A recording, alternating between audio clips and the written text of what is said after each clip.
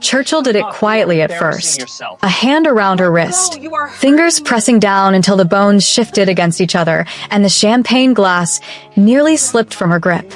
"Lower your voice," he said.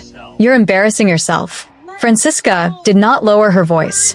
She had stopped doing that approximately 8 months ago, around the time she realized the embarrassment was never actually hers. She pulled her arm back. He held it. The restaurant was the kind of place where nothing loud was supposed to happen. White tablecloths. A sommelier who moved like a shadow.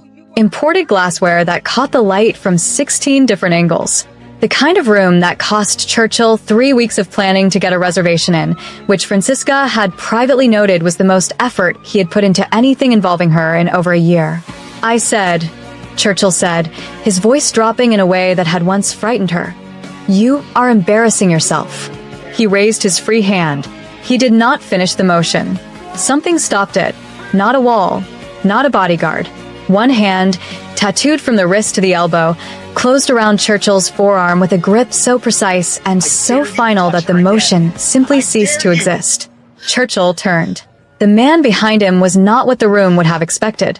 He wasn't large in the way that announces itself. He wasn't dressed to intimidate. Dark trousers, black shirt, sleeves pushed to the elbow. A face that held no expression at all. Not anger, not disgust, not the particular performance of heroism that men sometimes put on in moments like this. Just flat, direct, patient in the way that very dangerous things are patient. His name was Bae Suk. He owned this restaurant, every piece of furniture in it, and the building it stood in.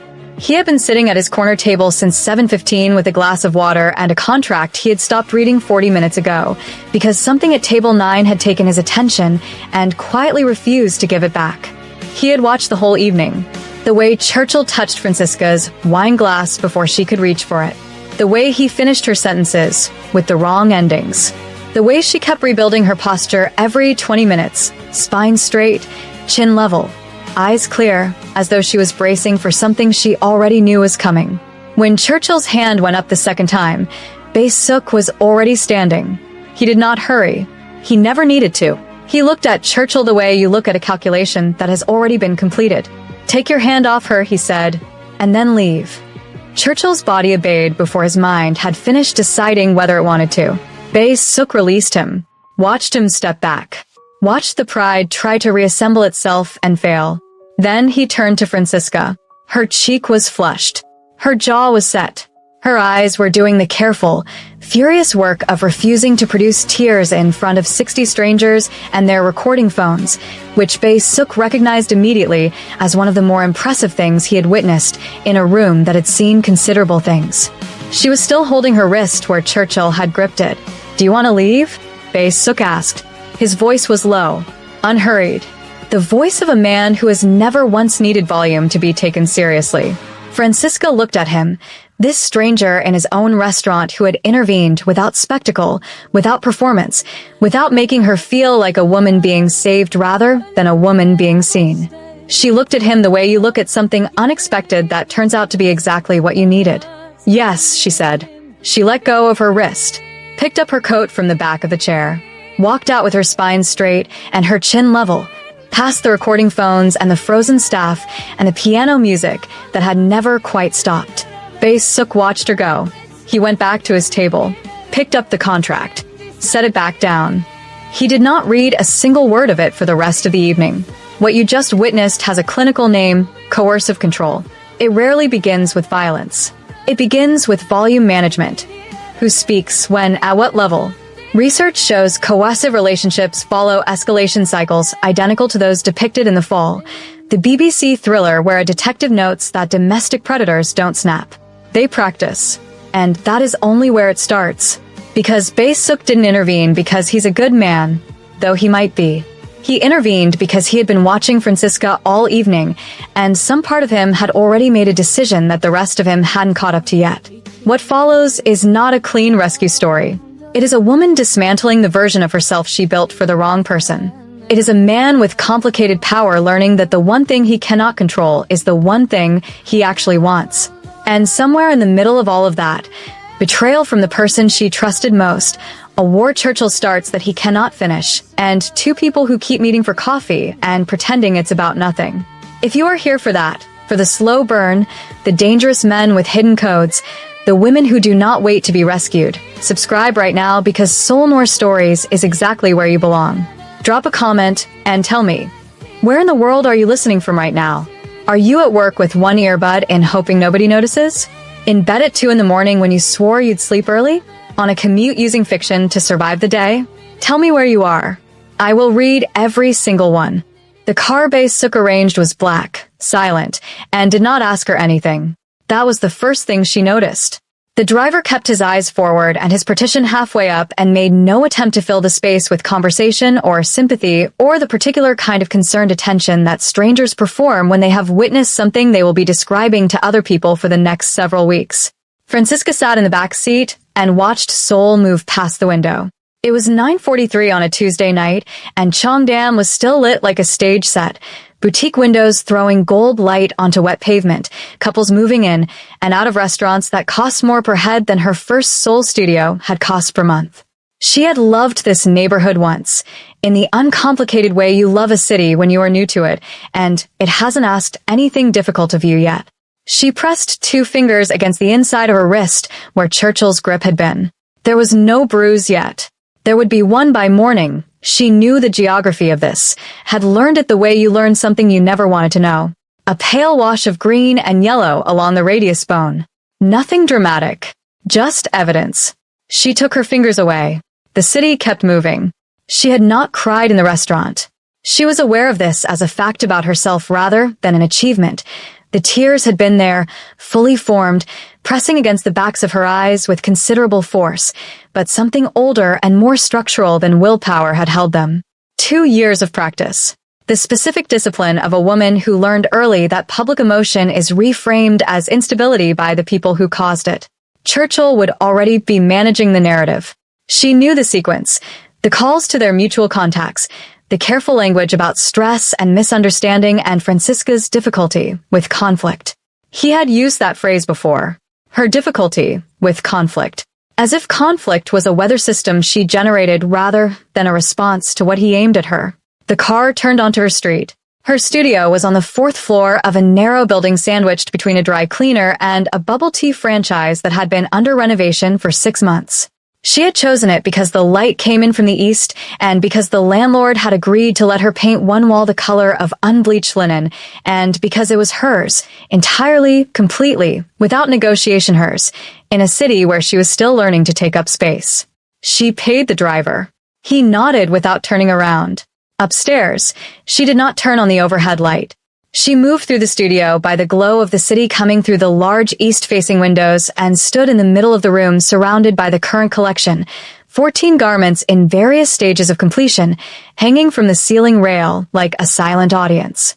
Silk georgette, structural linen, a jacket with hand-stitched lapels she had been reworking for 3 weeks because the balance wasn't right yet. She looked at them for a long time. Then she sat down on the floor with her back against a cutting table and finally, privately, with no phones recording and no room full of strangers to perform composure for, let the tears come. Not for Churchill. She had finished grieving Churchill some time ago, had grieved him in increments over 18 months, each small disappointment a quiet funeral she attended alone. What she was crying for was the version of herself who had stayed, who had kept redecorating the same hopeless room, who had believed, past all available evidence, that effort and patience were the same thing as love. She gave herself 11 minutes. Then she washed her face, made tea she didn't drink, and went to the cutting table. The jacket with the unbalanced lapels was still wrong. She picked up her seam ripper and started again. The flowers arrived on Wednesday morning before she had finished her first coffee. White peonies, her favorite, which Churchill had remembered with the same selective precision he applied to all information about her that could be deployed strategically. A card in his handwriting. I need you to know that wasn't me. Let me explain. Please.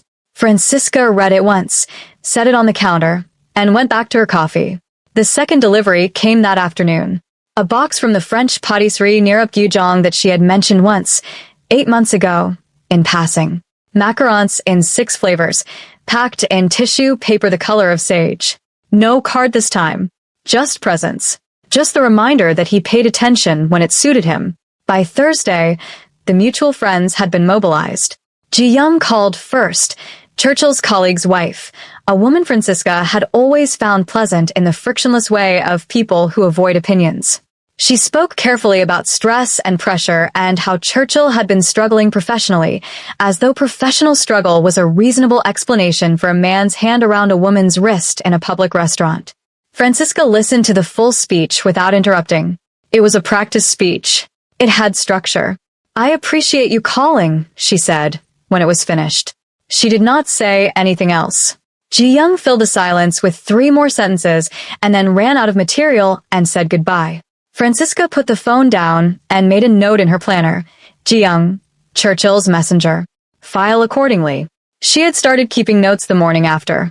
Dates, names, the exact wording of things said to her. An architect's habit. Document everything because memory is interpretive and paper is not. If Churchill was going to rewrite the story, she intended to have the original draft. What she did not know on Thursday was that the story was already being rewritten elsewhere by someone who had not been asked to. Kennedy's office landlord in Gangnam received a call that afternoon from a property management company with an offer on the building, unsolicited, above market rate, contingent on vacant possession within 60 days. The landlord, who had been considering selling for 2 years and had told this to precisely no one, found the timing unusual and the offer interesting enough to take seriously. Churchill's primary investor, a man named Cho who had backed his import consulting firm through 3 rounds of expansion, took a meeting that same Thursday with a logistics consortium offering him a significantly more attractive partnership. The meeting had been arranged by an intermediary.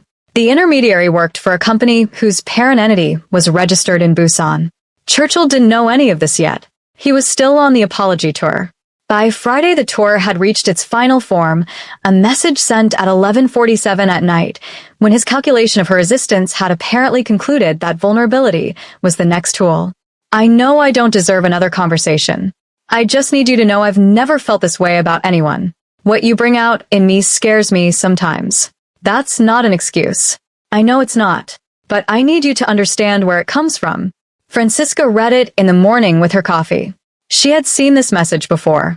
Not these exact words. The words changed each time, but this precise architecture.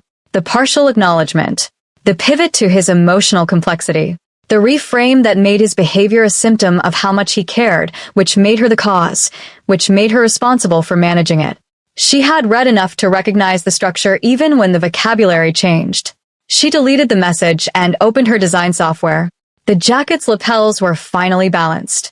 She had found it at 2 in the morning on Wednesday, a 3mm adjustment to the canvas underlining, the kind of correction so small it was nearly invisible and so significant it changed the entire fall of the garment.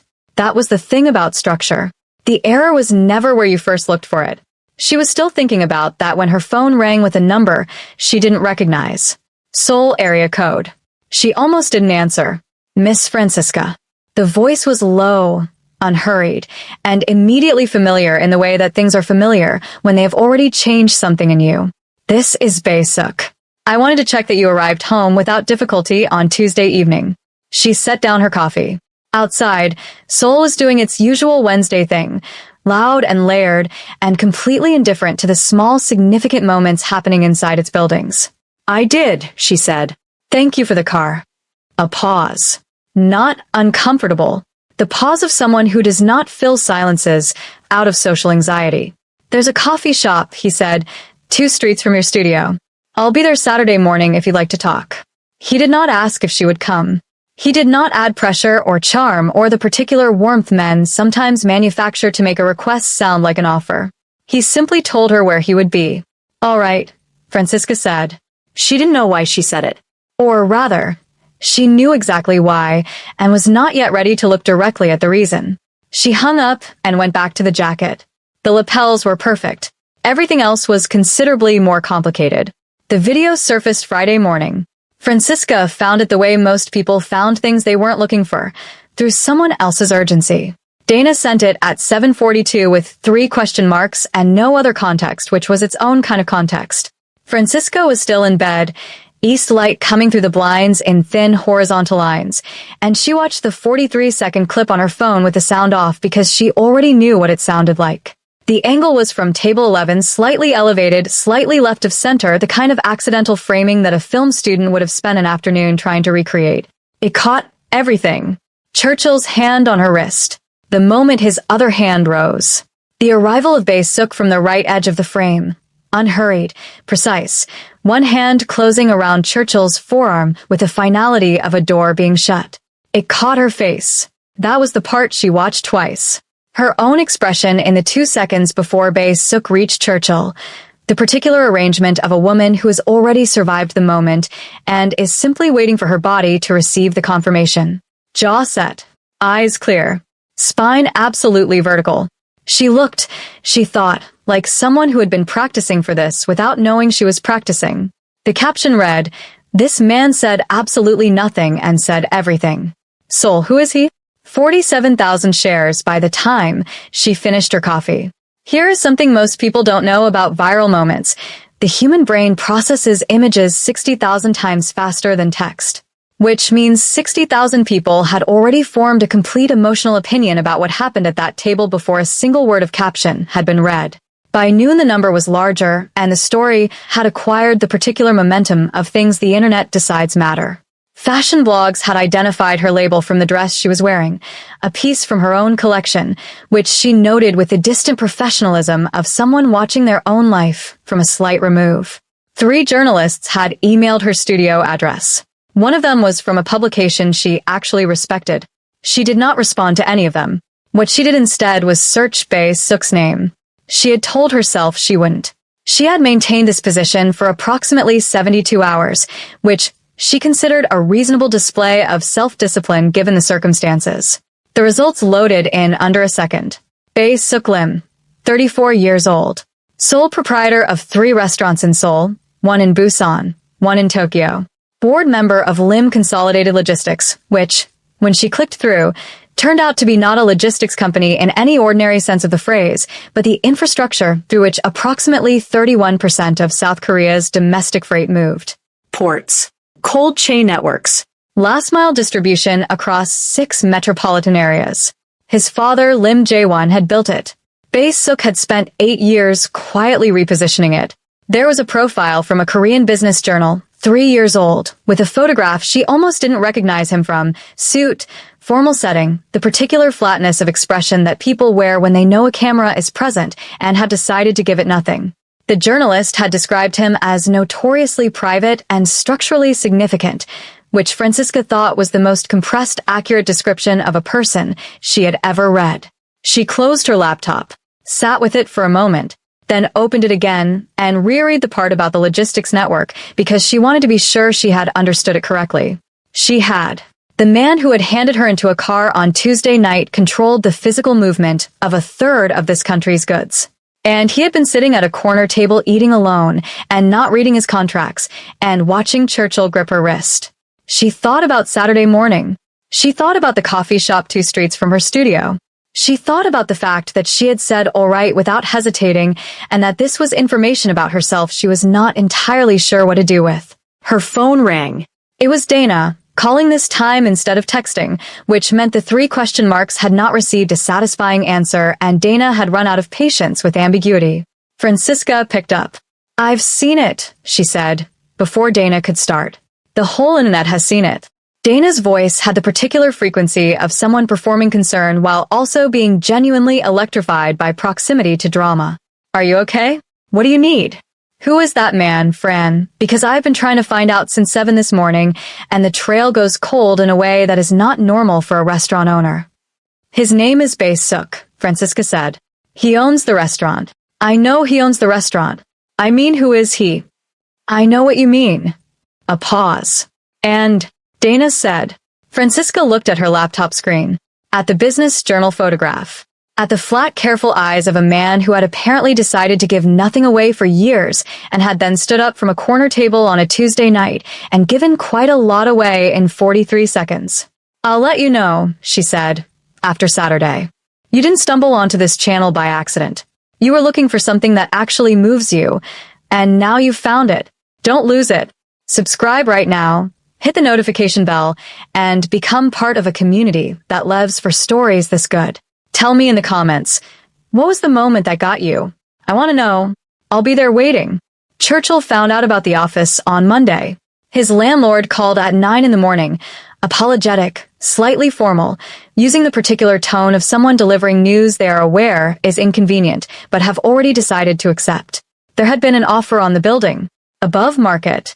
The landlord had a family to consider and a retirement timeline, and he wanted Churchill to know as a courtesy, as a professional respect, that the building would likely transfer within 60 days.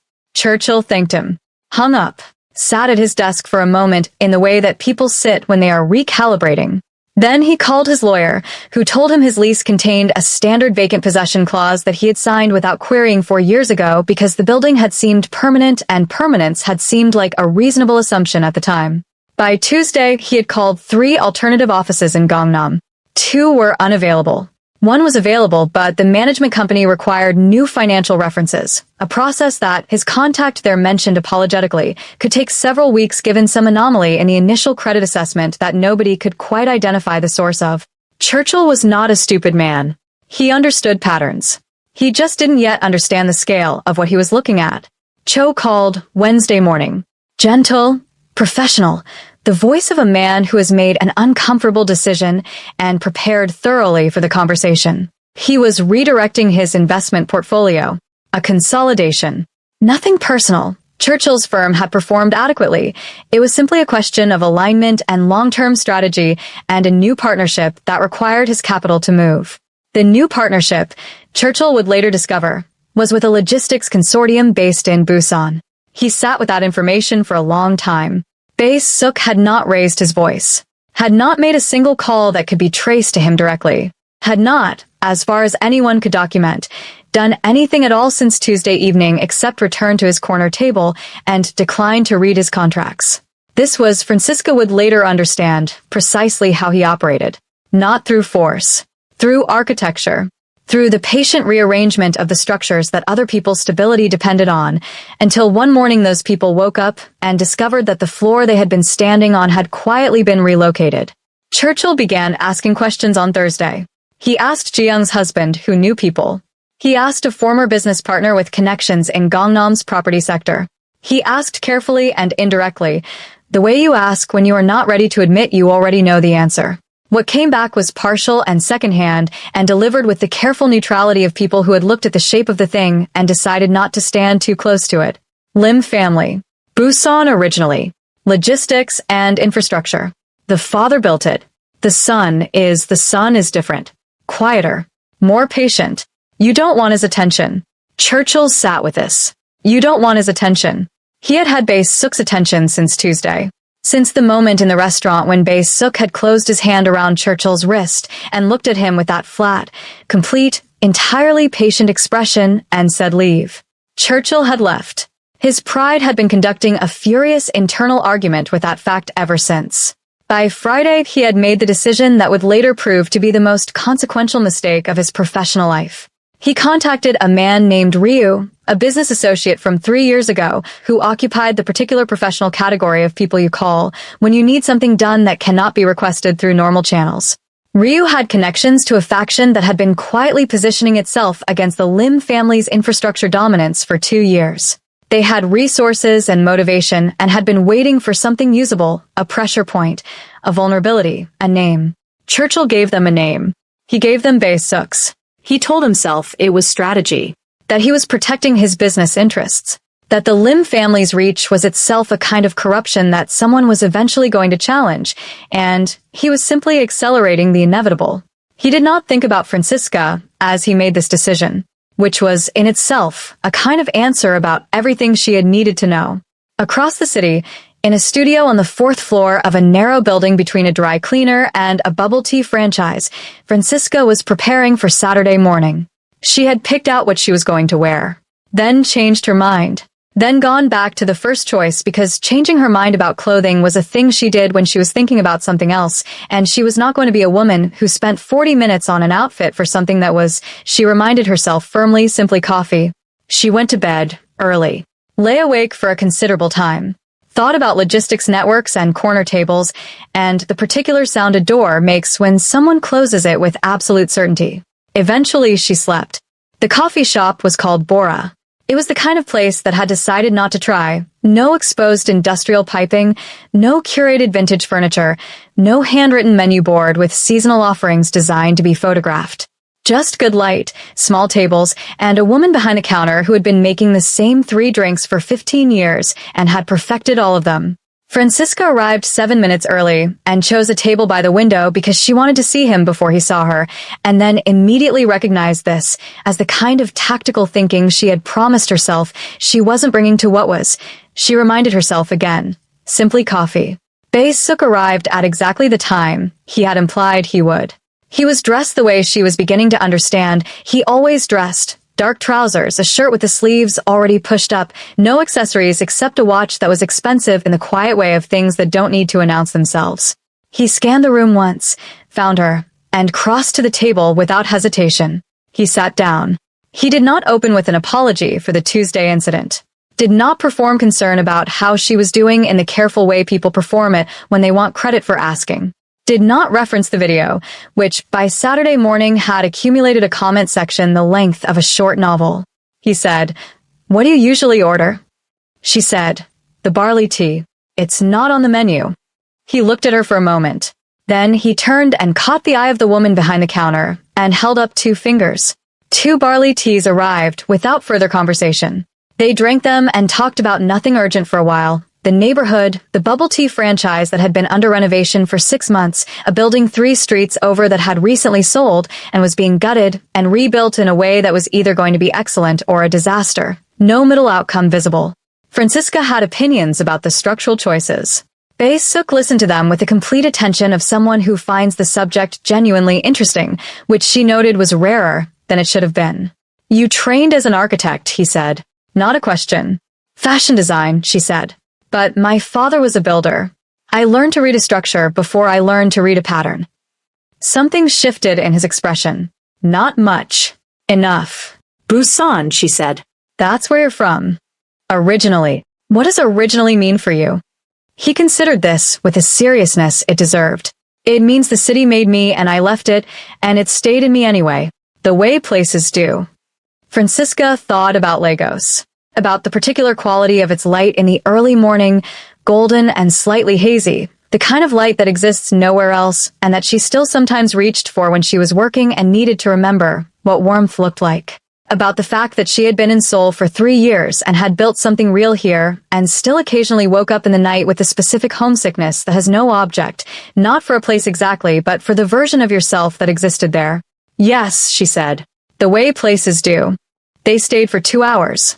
When they left, Bae-suk walked her to the corner of her street and stopped there. He did not offer to walk her further, did not extend the morning into something it hadn't agreed to be. He simply stopped at the corner and said he had found the conversation useful, which was such an unusual thing to say about a Saturday morning that she almost laughed. "Useful," she repeated. "Clarifying," he amended, and something in his expression suggested this was actually the more honest word, and he had deployed the first one because the second one revealed too much. She filed that away. "Same time next week," he said. "All right," she said. She walked back to her studio and stood in the middle of it for a moment, surrounded by her silent garments and her good east light, and understood with the clarity of someone who has been trying not to understand something for several days that she was in considerable trouble. She picked up the jacket with the perfect lapels and went back to work. The warehouse was on the eastern edge of Songdong-gu, 3 blocks from the river. Bae-suk took her there on the 4th Saturday, after coffee, without announcement, simply said, as they left Bora, that there was something nearby she might want to see. She had learned by then that his sentences were precisely loaded. That "might want to see" from Bae-suk meant "I have been thinking about showing you this," and the qualification was courtesy rather than uncertainty. The building was 6 stories of weathered brick and steel frame windows, 19th century bones with 20th century modifications that had been neither sympathetic nor particularly successful. A textile warehouse originally, the faded ghost of a company name still visible on the eastern facade in characters she could partially read. She stopped on the pavement outside and looked at it. "Yours," she said. "Since last year." "What are you doing with it?" "I haven't decided." A pause. I had some initial concepts drawn up. They weren't right. She looked at him. What was wrong with them? They were efficient, he said, with the particular tone of someone for whom efficiency and rightness are related, but not identical. The building has something in it that efficient doesn't account for. Francisca looked back at the facade, at the proportions of the windows, generous, almost residential, the kind of scale that lets light move through a space rather than just enter it. At the way the brick had aged unevenly, darker at the base where decades of weather had settled, lighter towards the upper stories where the sun had spent more time. It wants to be inhabited, she said. Not optimized. Bae-suk looked at her steadily. Yes. She had sketched this building. Not this specific building. She hadn't known this specific building existed. But 18 months ago, walking home from a client meeting that had gone badly, she had taken a detour through Songdong-gu and photographed 3 or 4 of the old textile warehouses with her phone and spent an evening sketching adaptive reuse concepts for the form, what it might become if someone understood what it was. She had not mentioned this to Bae-suk. She had not mentioned it to anyone. It had been a private exercise, the kind of drawing you do for yourself because the problem is interesting, not because anyone has commissioned a solution. Can I go inside? She said. He produced a key from his jacket pocket. The interior was exactly what the exterior had promised. High ceilings, generous bays, columns at regular intervals that were structural rather than decorative, and had the honest weight of things that have been holding something up for a long time. Dust and old light, and the ghost of industrial purpose. Her footsteps were loud on the concrete floor. She walked the full ground floor, without speaking. Bae-suk followed at a distance that was respectful of whatever was happening in her, which she noted was the correct instinct, and not everyone had it. At the far end, she turned. How did you find it? She said. I was looking for it, he said. I knew the type of building before I found the specific one. The bones matter more than the address. She looked at him across the dusty floor of his warehouse. When did you buy it? She said. Exactly. November, he said. Last year. November. 14 months ago. 8 months before the restaurant. Before Tuesday. Before any of it. She looked at the building around her. At the columns and the light, and the windows that wanted to be inhabited rather than optimized. I sketched this, she said. Not this building specifically. The form. 18 months ago. Bae-suk was quiet for a moment. I know, he said. She went still. Your studio website, he said. There's a section of personal work. Adaptive reuse studies. I looked at it after Tuesday. After Tuesday, she repeated. Yes. She considered this. The specific sequence of it. A man who had watched her all evening without her knowing, who had stood up from a corner table and changed the shape of the night, who had then gone home and looked up her work and found that she had been thinking about the same problem he had been sitting with for 14 months. She looked at the columns, the light, the ghost of the company name on the eastern wall. You should have told me, she said, when you called about Saturday. I know, he said. I wasn't sure you'd come if I did. The honesty of it landed quietly. She turned and walked back towards the entrance, past the columns and the good bones and the dust that had been settling here undisturbed since before either of them had arrived in this city. At the door she stopped. Same time next week, she said. It was not a question. Behind her, she heard the particular sound of a man releasing a breath he had been holding for some time. Yes, Bae-suk said. She stepped out into the Songdong-gu afternoon and did not look back because she already knew what she would see, and she needed a little longer before she was ready to look at it directly. The building stood behind her, patient and full of light. It had been waiting a long time. It could wait a little longer. Churchill found her on a Wednesday. Not in person. He had enough remaining self-preservation instinct to understand that showing up at her studio would constitute a kind of declaration he wasn't ready to make. He found her the way men find women they have lost and cannot accept losing, through the mutual contacts he had spent 3 weeks quietly activating, through the careful social architecture of a city where everyone who matters knows everyone who matters, through Ji Young, who had apparently exhausted her usefulness as a sympathetic messenger and was now being deployed as a location service.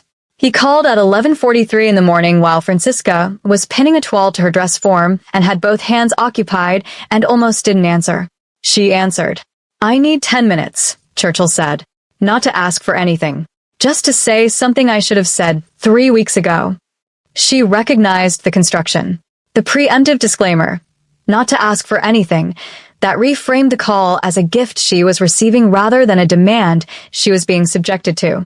She had cataloged this one in her planner notes under the heading language patterns, which she had been keeping since week 2. "You have 5, she said. "Starting now." He used the first 2 establishing that he was not the man she had seen in the restaurant, that something had broken in him that night that he was actively working to understand, that he had been speaking to someone. He paused meaningfully on someone about the patterns he recognized in himself. She waited. Then he said, "I need you to be careful with Bae-suk." She set down her pins. "His family," Churchill said, and his voice had shifted into something that was performing reluctance, the sound of a man who doesn't want to say what he is about to say, which she had learned meant he very much wanted to say it. "They're not. The restaurants are real, but they're not the business. You understand what I'm saying." "I understand what you're implying," she said. "Say it plainly, or don't say it."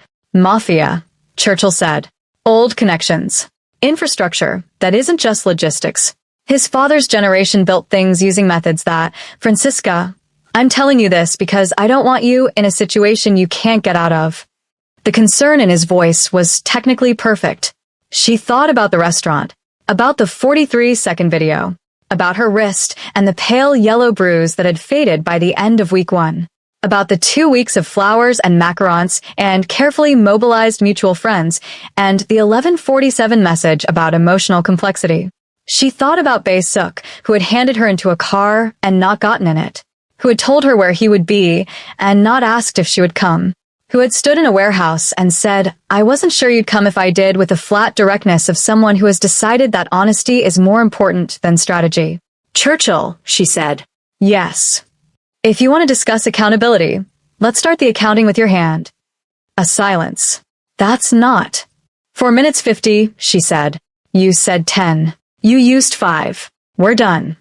She hung up and stood at her dress form for a moment, both hands on the fabric, the city moving outside her window in its usual indifferent way. Then she picked up her pins and went back to work. Dana came by the studio on Friday afternoon with coffee and the particular energy of someone who has been sitting on information and has finally given themselves permission to release it.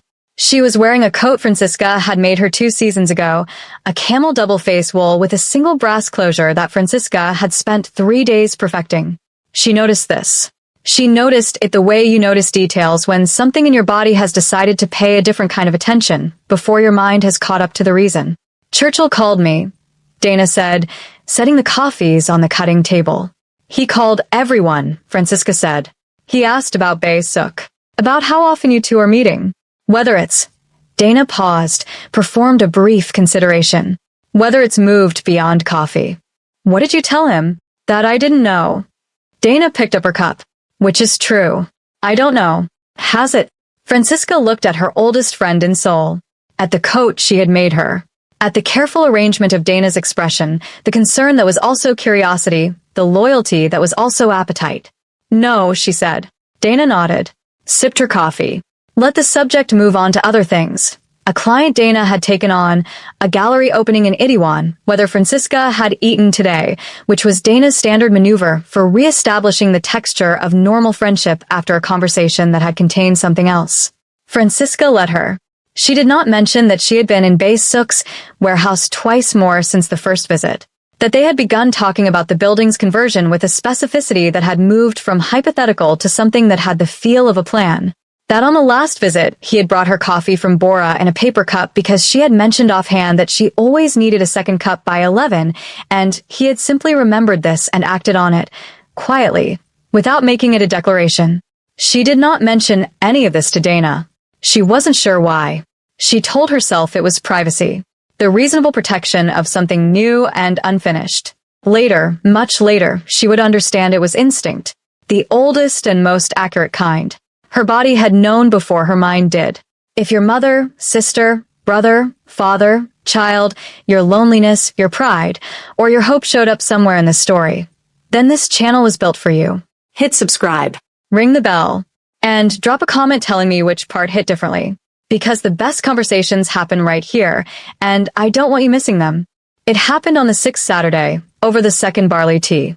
They had developed a rhythm by then, the kind that builds without discussion, through repetition and the quiet negotiation of two people learning each other's edges. Bae-suk always arrived exactly on time. He always ordered without asking because she always wanted the same thing. He always sat with his back to the room, which Francisca had initially read as preference and later understood was positioning. A man who has spent years being careful always knows where the exits are and always puts himself between them and anyone he is responsible for. She had not said she'd noticed this. He had not said he did it. Some things between them lived in the understood. They had been talking about the warehouse, about a structural issue with the third-floor load-bearing wall that her revised sketches had identified, about whether the solution was reinforcement or redesign, about the question of what the building wanted to be versus what the budget was prepared to accommodate. The conversation had the particular quality of two people who think in compatible registers, where one person begins a thought, and the other completes it not because they're performing rapport, but because the logic genuinely arrives at the same place. A man appeared at the counter. Francisca knew him slightly, a journalist named Park from one of the fashion publications that had covered her label the previous year. Young, personable, the kind of professionally friendly that makes everyone feel briefly like the most interesting person in the room. He spotted her, brightened with what seemed like genuine pleasure, and came over. Francisca, I was going to email you this week. I'm doing a piece on independent soul designers, and I'd love. He stopped, looked at Bae-suk. Did the rapid recalibration of a man who has just understood he has walked into something. Sorry, I'm interrupting. Not at all, Francisca said. She introduced them. Bae-suk nodded with a minimal cordiality of someone being polite in the way that requires the least possible investment. Park, charming, quick, the antenna of a journalist fully extended, said 3 more things to Francisca that were professionally relevant and personally warm, left his card, and removed himself from the situation with admirable efficiency. Francisca picked up her barley tea. Bae-suk was looking at his cup. His jaw was set in a way she hadn't seen before. Not anger exactly, something more controlled than anger, something that anger had been tidied into through long practice. His right hand on the table had a stillness that was different from his usual stillness. His usual stillness was ease. This was management. The tips of his ears were red. Now, did you know that jealousy activates the same neural circuits as physical pain? An MRI study from the University of California found that social exclusion and a burn from a hot surface light up identical regions of the brain. Emotional pain, it turns out, is not a metaphor. It is a physiological event. Francisca set her cup down carefully. Bae-suk. He looked up. Your ears, she said, are red. A pause. The specific pause of a man who has been caught doing something he had not consented to do. It's warm in here, he said. It isn't, she said. He looked at her steadily. She looked back. The coffee shop moved around them, the woman behind the counter, the 3 other tables, the Saturday street visible through the window, and none of it was particularly relevant. He looked at you, Bae-suk said, with the flatness of someone stating a fact rather than lodging a complaint, like you were available. I am available, she said. We have coffee on Saturdays. You know what I mean. I know what you mean, she agreed. I want to hear you say it. Another pause. Longer this time. The kind that costs something. Bae-suk turned his cup a quarter rotation on the table. Then back. Then he looked at her with an expression that had, for the first time in 6 weeks, allowed something through the surface. I don't want you to be available, he said. I am aware that I haven't given you a reason for that. I'm aware that this conversation is earlier than I intended to have it. What were you intending? She said. More time, he said. More certainty. A version of this where I had something organized to offer instead of, he stopped. Instead of red ears and a quarter rotation cup, she said. Something happened at the corner of his mouth. Not quite a smile. The place where a smile considers itself. Yes, he said. Francisca looked at him for a long moment. At the man who moved freight across a country without raising his voice. Who had stood up from a corner table and changed the direction of her year. Who had remembered she needed a second coffee by 11 and had simply, quietly, done something about it. Who was currently sitting across from her with his ears red and his composure slightly off its axis, and the look of a man who has spent years keeping everything in order and has just discovered that one specific variable has declined to cooperate. She reached across the table. She put her hand over his. Bae-suk went very still in the way that things go still when something significant has just landed and the body needs a moment to process the full weight of it. Next Saturday, she said, "Bring me the updated floor plans for the third floor." He looked at her hand on his, then at her. "That's all you're going to say," he said. "For now," she said. She picked up her barley tea with her other hand and looked out at the Saturday street. Bae-suk looked at the place where her hand had been on his for a moment longer. Then he reached into his jacket and produced a folded set of floor plans he had apparently been carrying since before the coffee shop. Francisca looked at them, then at him. "You brought them already," she said. "I was optimistic," he said. This time she laughed. Fully, genuinely, the kind of laugh that arrives without permission and doesn't apologize for itself. Bae-suk watched it happen with the expression of a man quietly revising everything he thought he had organized about the next several months of his life. The floor plan sat between them on the table, slightly creased, entirely beside the point. Outside, Seoul continued its Saturday business, loud and layered, and completely unaware that something in a small coffee shop with no curated furniture had just, quietly, irrevocably shifted. The documents arrived on a Tuesday, not at her studio, at Bae-suk's office, delivered by a courier whose company name Francisca would later trace back to a shell entity connected to Ryu, who was connected to the faction, who was connected to Churchill.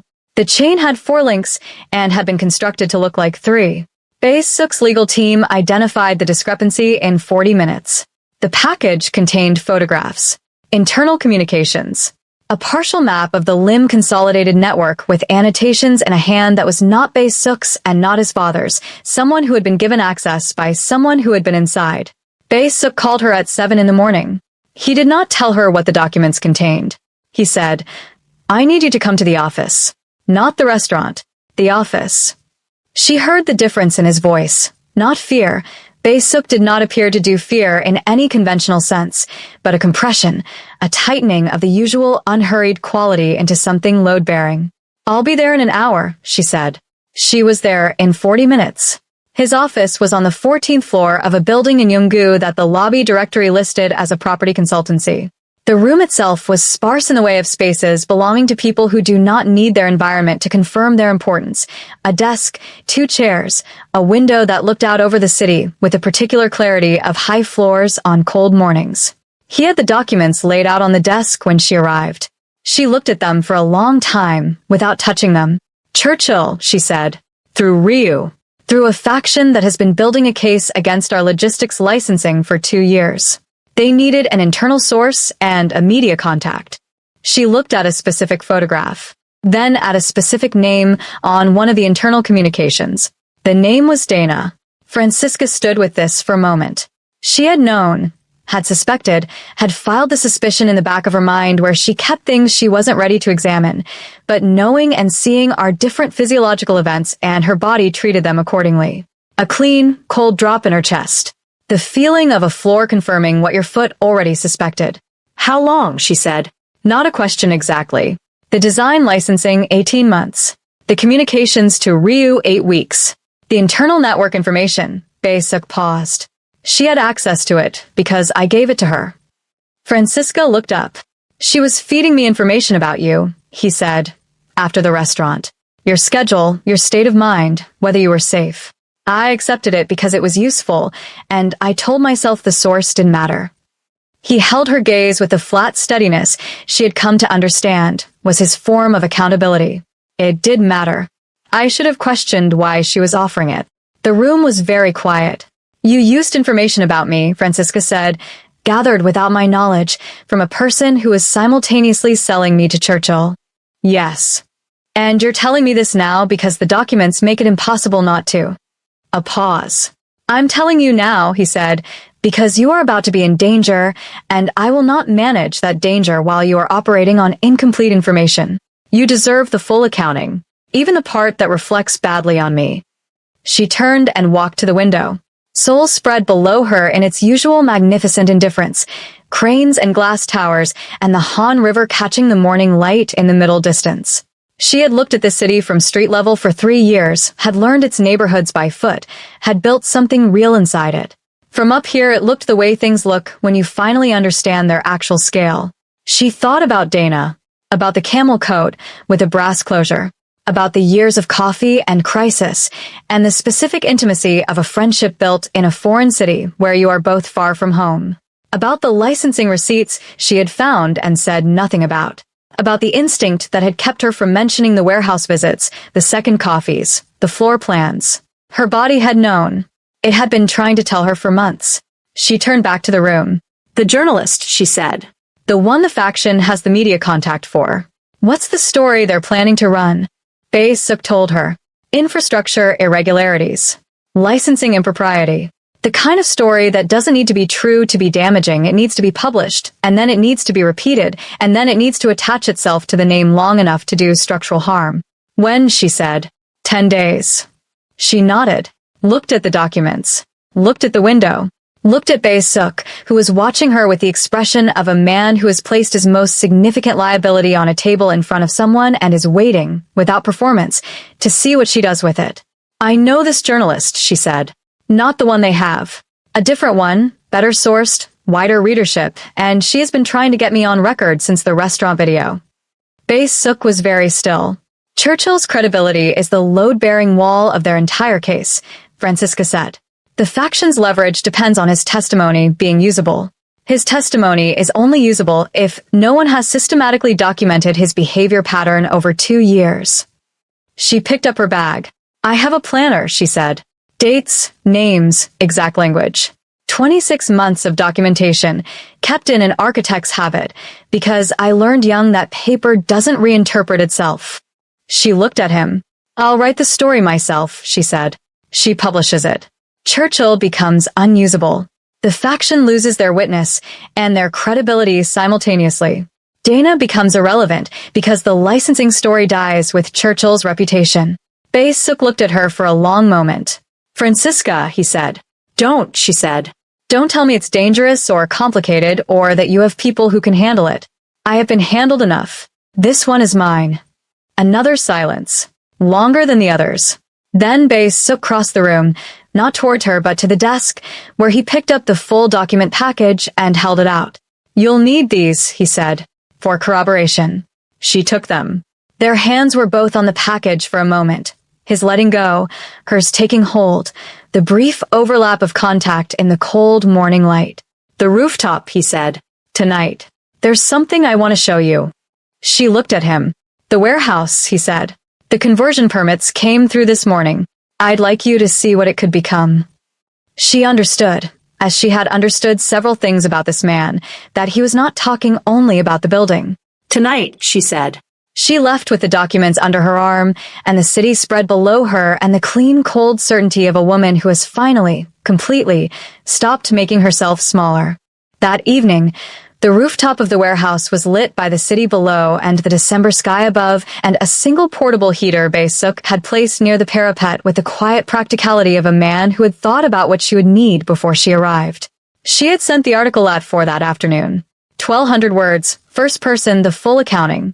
Her journalist contact had called her back in 11 minutes. This runs tomorrow, the journalist had said. Front page digital. Good, Francisca had said.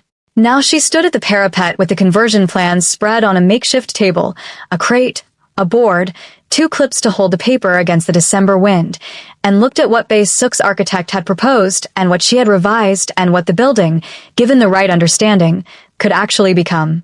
Bae Suk stood beside her, close enough that the cold wasn't quite as cold. The 3rd floor, she said, pointing. This wall comes out.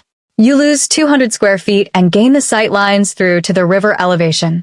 The building stops being a warehouse trying to be something else and starts being what it actually is. Which is? She looked up at him. At the man who had stood up from a corner table and handed her into a car and remembered her second coffee and put his most significant liability on a desk in front of her and waited, without performance, to see what she would do. Something that was built to hold things that matter, she said. Bae Suk looked at her in the December mist. The city glittered below them.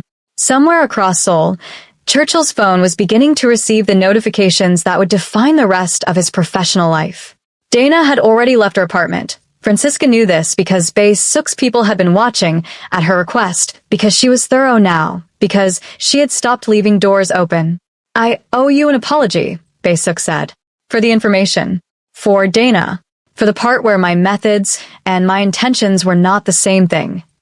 You told me the truth when it was difficult, she said. That counts.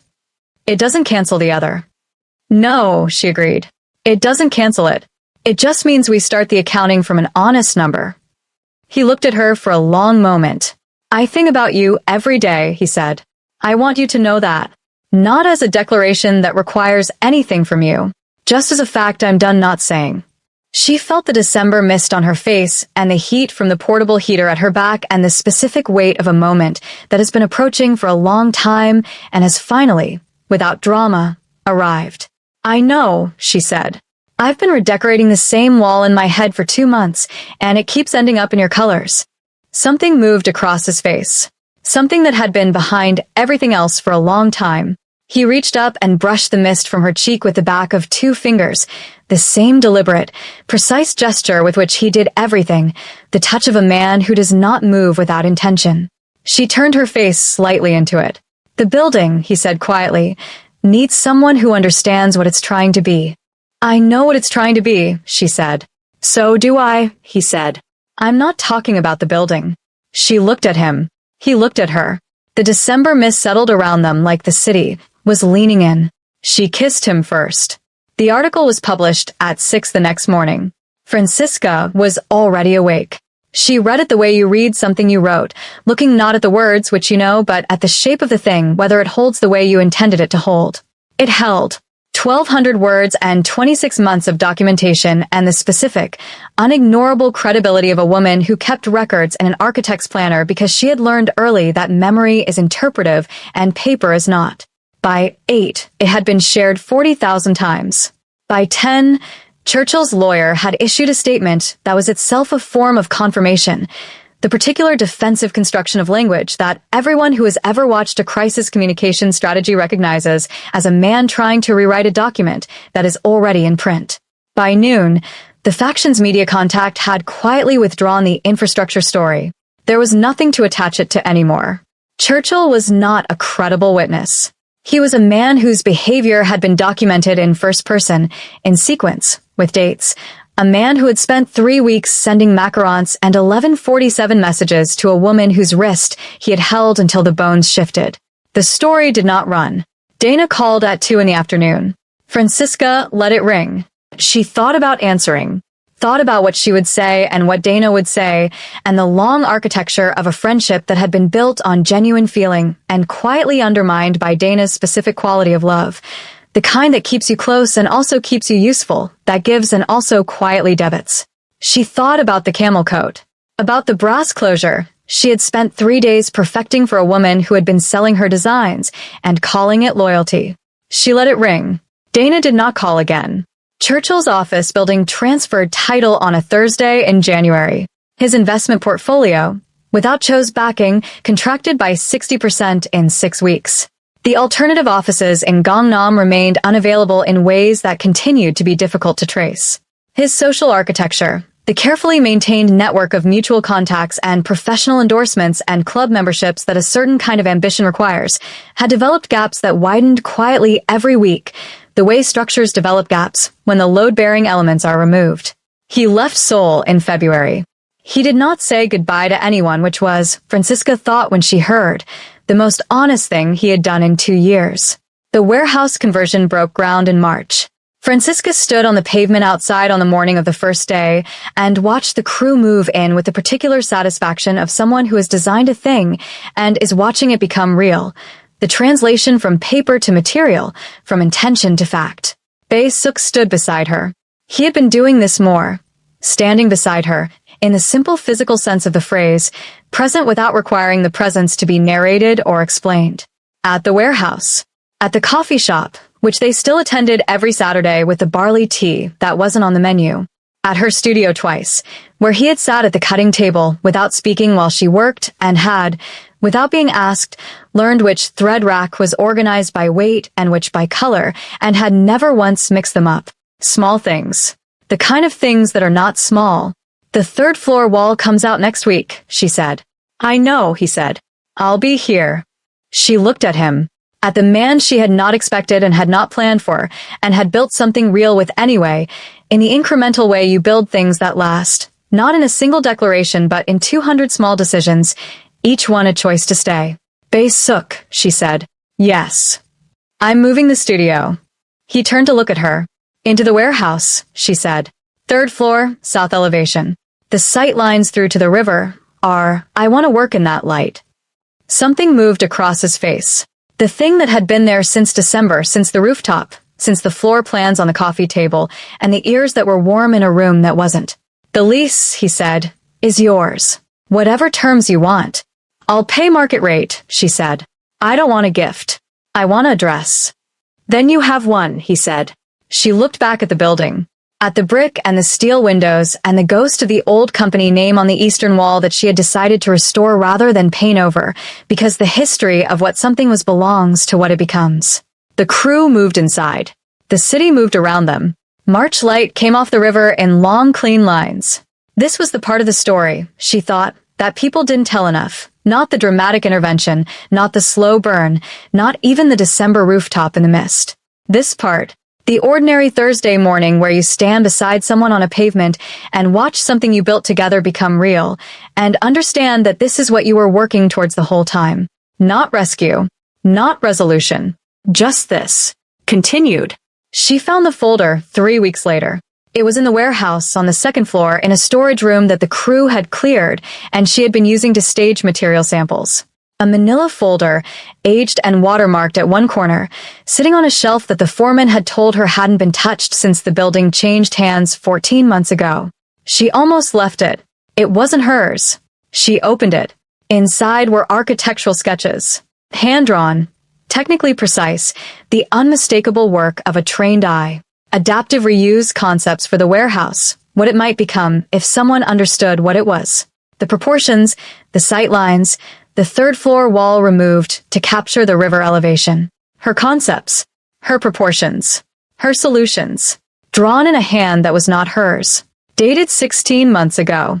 2 months before she had taken her detour through Songdong-gu and photographed the warehouse facades and gone home to sketch the same forms, the same solutions, arriving at the same answers through what she had believed was her own independent logic. She stood in the storage room for a long time.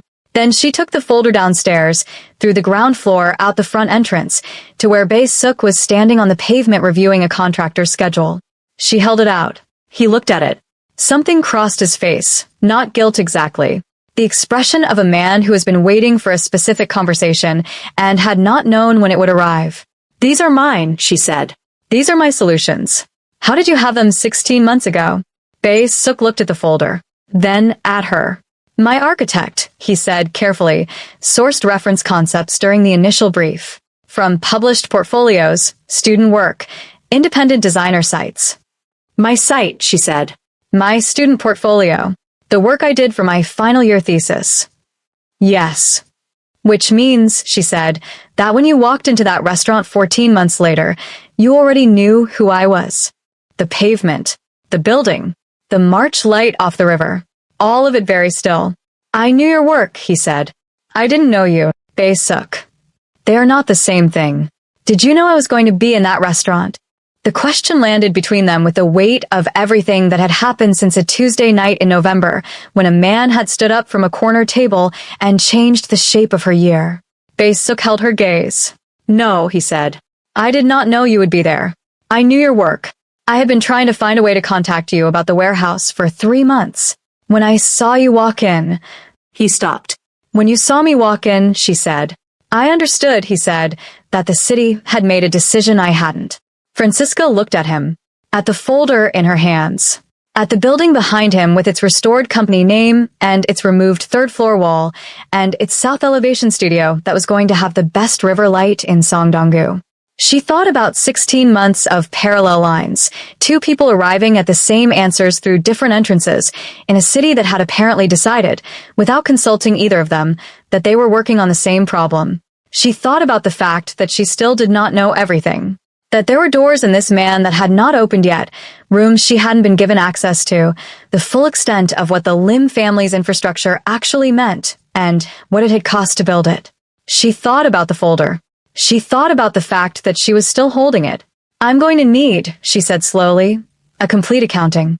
Not today, but soon. Everything. Yes, he said. And Bae-suk. Yes. If I find another folder, she said, we will be having a very different conversation. Something moved at the corner of his mouth. The place where the smile lived. There are no more folders, he said.